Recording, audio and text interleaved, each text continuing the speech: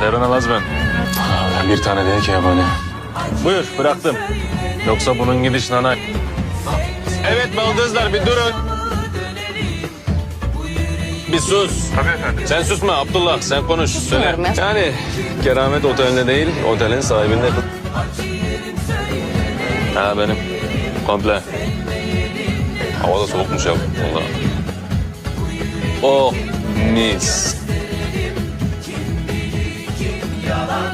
Ne manyakmışım da ben ormanda yem peşinde koşup duruyordum. Kızım öyle mi denir ya sende? Ana yemin ediyorum eve düşen yıldırım.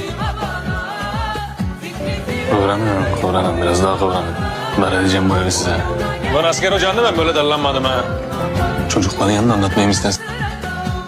Kur'an'ıma deliler ev ha tam burası. John Travolta seni. Bindirin şu tırreyi. Bütün gün bakışacak mıyız? Bakışacaksak toplantımı iptal edelim.